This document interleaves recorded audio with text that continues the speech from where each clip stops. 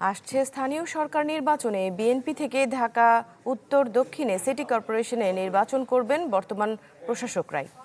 রাজধানীর মহাখালীতে একটি নাট্য মন্দিরের ভিত্তিপ্রস্তর স্থাপন অনুষ্ঠানেই সেই আভাসই দিলেন ঢাকা দক্ষিণ সিটি কর্পোরেশনের প্রশাসক আব্দুস সালাম। এখনই কোনো আন্দোলন নয়, সরকারকে অন্তত 2 থেকে 3 বছর সময় দেওয়ার পর সমালোচনার আহ্বান জানান তিনি। অপটিক্যাল ব্রাইটেনার, কালার গার্ড এবং ডার্ট লক সমৃদ্ধ অ্যাডভান্স ফর্মুলায় এলো নতুন রে ডিটারজেন্ট পাউডার। নির্বাচনের আগে প্রতিশ্রুতি ছিল সনাতন ধর্মাবলম্বীদের মন্দির সংস্কারের। মাস না পেরোতেই প্রধানমন্ত্রী তারেক রহমানের আসনে তার সূচনা হলো।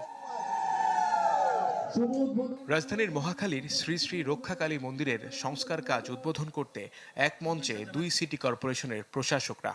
ভিত্তিপ্রস্তর স্থাপন হয় প্রাচীন এই মন্দিরের নাট্য মন্দিরের।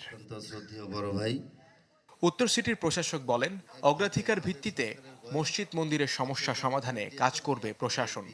এই বাংলাদেশ যার যার ধর্ম শেষে পালন করবে। আমরা সবসময় আপনাদের পাশে নির্ভয়ে আপনাদের ধর্ম আপনারা পালন করে যাবেন, তাতে কোনো সমস্যা নেই। যে কোনো বিষয় আপনারা আমাদেরকে জানাবেন, আমাদের স্থানীয় নেতৃবৃন্দরা আছেন। আর দক্ষিণ সিটি কর্পোরেশনের প্রশাসক আগামী স্থানীয় নির্বাচনেও নিজেদের জন্য ভোট চান। বলেন, প্রশাসক থেকে মেয়র হতে পারলে আরো বেশি কাজ করা সম্ভব হবে। সামনে কিন্তু আরেকটা নির্বাচন আছে। কি নির্বাচন? সেটা মেয়র নির্বাচন। তো উনি খালি কি প্রশাসক থাকবে না মেয়র হবে? এগুলো ভোট দিতে হবে। পর্যায়ক্রমে বিএনপি তার নির্বাচনী ইশতেহারের সব প্রতিশ্রুতির বাস্তবায়ন করবে বলেও জানান 2 সিটির প্রশাসক। এখানে এমপি হয়েছেন। মুহাজির হক, চ্যানেল 24, ঢাকা।